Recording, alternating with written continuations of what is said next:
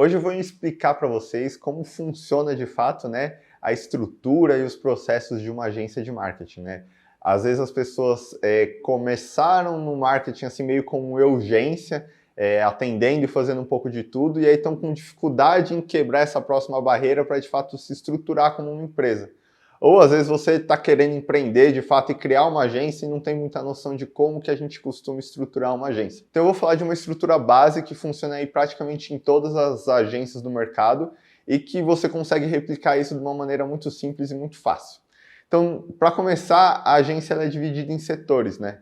Então, se a gente for pensar desde lá do começo da jornada do nosso cliente dentro de uma agência, a gente começa com o quê? Com o comercial. O comercial, de fato, é essa pessoa que ou vai atender as pessoas que estão buscando por solicitações ou vai atrás de novos clientes, né? Então, qual que é o papel principal do comercial? É vender. O comercial ele tem o primeiro contato ali com o prospect, que não chega a ser cliente ainda, e o que ele vai fazer é vender. Normalmente o comercial está atrelado com ou alguém que é muito bom de vendas, ou o que acaba funcionando também, principalmente no início de uma agência, é o próprio gestor da agência, o próprio fundador está fazendo essa função de comercial, porque, claro, é a pessoa mais interessada aí que a agência gere de fato novos contratos, que a agência traga novos clientes.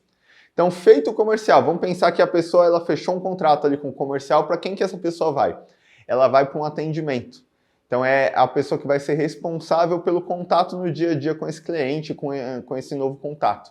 Então o atendimento é quem recebe as demandas do cliente e quem repassa as demandas para a equipe. Normalmente, o atendimento ele tem uma função dedicada para isso, mas em algumas estruturas de agência, o atendimento ele pode ser feito também pela produção. Então depende de como você vai se organizar ali. Às vezes, dependendo até mesmo do processo, do projeto que você vai gerar, é mais fácil alguém que está ali de frente com a execução, que vai de fato desdobrar esse projeto, tá em contato direto com o cliente. Por quê? Porque isso elimina ali uma catraca, né? Elimina uma pessoa e aí você evita esse efeito de telefone sem fio. Então você pode optar tanto por ter um atendimento ali fazendo a ponte com todo mundo da produção, quanto você colocar a própria produção para fazer também esse papel de atendimento. O bom desse segundo modelo é que você estreita os laços e você diminui o ruído na comunicação, né? Então são pessoas que realmente estão comprometidas com o que elas estão fazendo ali na produção, porque ela está colocando a cara a tapa junto com o cliente. O lado negativo disso seria que você acaba dando mais uma função para quem está na produção. Então você precisa olhar o que fica melhor para você. Ter uma pessoa dedicada só cuidando desse atendimento ou colocar quem de fato vai atender essa pessoa ali no operacional para atender. São duas maneiras, as duas têm benefícios e têm pontos negativos também. Então é uma questão aí de escolha. Bom, passando do atendimento ou do responsável na produção que vai cuidar desse projeto, que vai ser o que a gente chama de pai de projeto, né? Se for um processo estratégico, né, um cliente que vai pedir um serviço 360, que vai querer de fato um planejamento, não for só um job à parte, vamos pensar assim no cenário mais completo. Esse cliente agora iria para o planejamento, né, para o marketing, que seria quem ia de fato elaborar toda a estratégia que a agência ia criar para esse cliente.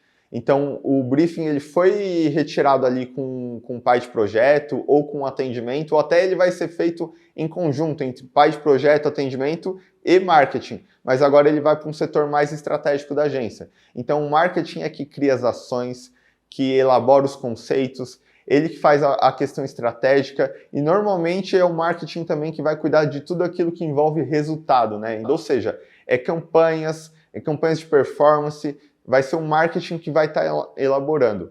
Dentro do marketing, você pode ter uma pessoa híbrida que também entende de tráfego, que também entende de planejamento, que também entende da criação de conceito, de naming, enfim.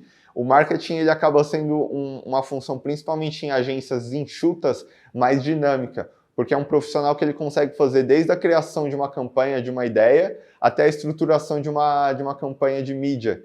Então, o marketing ele tem toda essa função mais estratégica, né? Então, principalmente para agências que atendem aí clientes de médio porte, de pequeno porte, o marketing ele é muito importante porque ele vai fazer a função que deveria ser feita pelo marketing da própria empresa. Então, você acaba suprindo isso e você consegue vender isso. Então sai barato para o cliente que não precisa ter um departamento todo lá dentro e é vantajoso para você porque você consegue ter um marketing desdobrando em vários projetos. A próxima função é de social media. Ela pode ou não ser executada pelo marketing. O que vai mandar isso daí é justamente a demanda que a sua agência tem, né? Então, às vezes você tem um cara super competente ali no seu marketing e você está colocando ele para agendar post.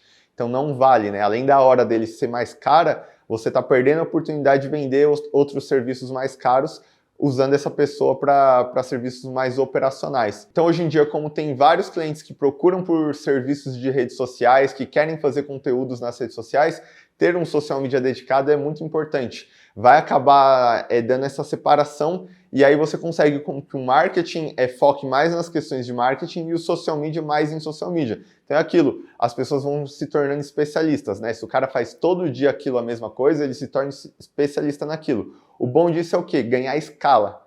Então você ganha escala e consegue que uma mesma pessoa faça muito mais rápido uma atividade do que se uma pessoa que faz várias atividades faria. Então a função do social media é basicamente o quê? Fazer trabalhos de social media, né? Ele que vai agendar os conteúdos que forem criados, ele que vai desdobrar o planejamento que o marketing fez, então ele vai dar a vida e de fato fazer ali o conteúdo do dia a dia que o cliente precisa dentro daquele planejamento.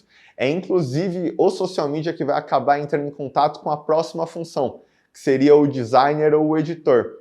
Então os designers e os editores ali, eles que vão criar, né, os conteúdos que o social media ele faz. Muita gente pensa que o social media ele também cria post. Ele cria post, mas ele cria a ideia do post. O ideal é que quem desdobre isso, né, quem de fato crie as artes, quem edite os vídeos, seja um designer ou um editor profissional, principalmente quando a gente está falando de uma prestação de serviço, né?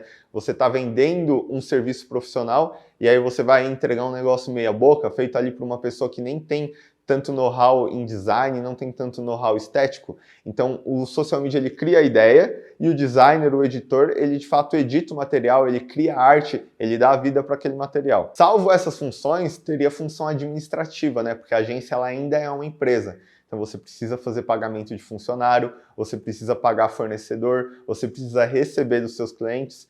Só que isso é uma função aí que toda empresa deve ter. Então não chega a ser assim um know-how específico de uma agência, mas é importante você pensar em ter isso. Se você está começando muito pequeno, é legal você ter um escritório de contabilidade para te auxiliar, ou às vezes até verificar alguns serviços assim que conseguem te atender sem você ter uma pessoa alocada física ali na tua empresa. Isso vai baratear o seu custo e não vai deixar que você corra o risco, às vezes, de não pagar um imposto, de sofrer alguma coisa aí por algum vacilo administrativo, que é um negócio tão simples, mas ao mesmo tempo é muito importante. É claro que essa é uma estrutura básica, né? Uma estrutura mínima aí de uma agência que já está funcionando com um corpo de colaboradores, que, claro, você como às vezes administrador da agência, você pode fazer a função de atendimento, a função de comercial e às vezes até a função administrativa ali. O ideal é que se você começa a cuidar dessa parte mais estratégica, começa a empreender de fato, é que você começa a se descolar um pouco da função de executor, né? Então, o que é muito comum é o que? Um designer abrir uma agência. Só que o designer entende muito de design. Então, você precisa desenvolver essas outras habilidades e o quanto antes colocar alguém para executar isso no seu lugar. Porque se você ficar muito focado ali com a execução, você vai continuar sendo uma urgência. E isso vai acabar atrapalhando na hora de dar escala para a sua empresa. Então você precisa começar a colocar outras pessoas no seu lugar. E é aí que eu vou falar agora de alguns processos que são importantes para fazer essa equipe toda girar, né? Para fazer a sua agência se tornar de fato uma agência, né? Um time. Então, o primeiro ponto que eu indicaria você a pensar na hora de estruturar a sua equipe é a responsabilização. Você precisa responsabilizar as pessoas. Quando você começa a abrir um negócio, criar alguma coisa do zero, que vem a partir de você, principalmente quando a execução vem de você, é muito difícil você passar isso para outras pessoas. Normalmente você vai pensar ali, eu sei mais do que ele, eu entendo mais, ou eu já passei por isso, cara, sabe quantas horas eu vou gastar para ensinar isso para ele? E eu tenho tanta coisa para fazer hoje, mas você precisa começar o quê? A responsabilizar as pessoas. A partir do momento que você joga no colo do colaborador, você joga no colo da equipe, que ela é responsável por gerar aquele resultado, por gerar aquela demanda, por entregar a demanda, ela começa a tomar aquilo de uma maneira mais pessoal. Então deixa de ser você o gestor, deixa de ser você o líder, o gerente, o responsável por aquela demanda e começa a se tornar equipe. Isso vai te tirar um fardo e vai garantir também que as pessoas comecem a entregar melhor as demandas. Por exemplo, no modelo lá atrás que a gente falou de atendimento, onde o pessoal da produção acaba fazendo contato com o cliente, essa responsabilização acontece muito. Por quê? Porque é a própria pessoa que fala com o cliente, é ela que promete as metas para o cliente, é ela que dá um prazo para o cliente. Então, a partir do momento que ela se coloca como figura principal de responsabilidade, ela não vai querer passar como uma pessoa que não entrega as coisas, que faz as coisas de qualquer jeito. Então, isso acaba ajudando muito, tanto na questão de cumprimento de prazos, quanto de entrega de qualidade dos serviços feitos. Um outro ponto é a criação de processos replicáveis e escaláveis. O que são processos replicáveis e escaláveis? Replicado é tudo aquilo que pode ser repetido. Então, quanto mais coisas você tiver parecido com uma linha de produção que aquilo se repete, né, são ciclos, se você conseguir criar um modelo para esse ciclo se repetir, isso vai acontecer de uma maneira mais padronizada e mais rápida. E aí vem a questão da escala. Se é um padrão, se sempre funciona daquela maneira, então você consegue ensinar isso para 10 pessoas, para 20 pessoas, para 50 pessoas, para 100 pessoas. Então a chance de você conseguir replicar e dobrar o número de colaboradores dentro do mesmo modelo que foi criado anteriormente é muito maior. Então isso vai desde processos na execução de fato, então como que são criados os posts, como que é feita uma estratégia, até a como é guardado os arquivos. Então isso é muito importante, parece uma futilidade, parece um capricho, mas pensa o seguinte, hoje você tem um designer trabalhando e ele sabe onde estão todos os arquivos ali do seu cliente. Amanhã você pode ter 2. E aí esse designer, poxa, ele até pode conversar com o segundo designer para mostrar onde estão os arquivos. Mas aí se de repente você expande, você tem mais 4 designers. Se não existe um padrão daquela documentação de como os arquivos são guardados, isso acaba se perdendo. E aí, na hora que você precisa substituir um colaborador, por exemplo, ou que você precisa que um colaborador mexa em outro projeto, você perde a escala, você perde tempo, porque a pessoa vai ficar procurando os arquivos, enfim. Esse é só um dos exemplos de onde isso pode ser aplicado. Então, quando você cria processos escaláveis, que podem ser tanto replicáveis quanto escaláveis, você ganha força nisso. Então você pode repetir as tarefas e garantir que essas tarefas, que esses processos se repitam da mesma maneira. É interessante também a criação de uma esteira de processos. Então, como a gente está falando de um tipo de trabalho, de uma prestação de serviço que envolve mais de um colaborador, mais de um funcionário, é interessante que todo mundo entenda quais são os processos. Então, por exemplo, que o designer entenda que para ele criar as postagens, o social media precisa criar antes o direcionamento. E que para o social media criar o direcionamento, o marketing precisa antes criar um planejamento. Então, isso são processos que, a partir do momento que está muito claro para todo mundo, cada um sabe qual é a sua responsabilidade e cada um sabe quem cobrar para que o processo continue andando. Então, por exemplo, não adianta nada o designer criar as artes, terminar as postagens, se o social media não for avisado que esses posts estão entregues. Então, são processos que às vezes eles vão e eles voltam também. Então, a partir do momento que isso está muito bem desenhado, você evita de ficar cobrando as pessoas, monitorando todo o processo. As pessoas já foram responsabilizadas, como a gente falou lá em primeiro ponto, e agora elas já sabem qual é a responsabilidade de cada um dentro dessa esteira de processo.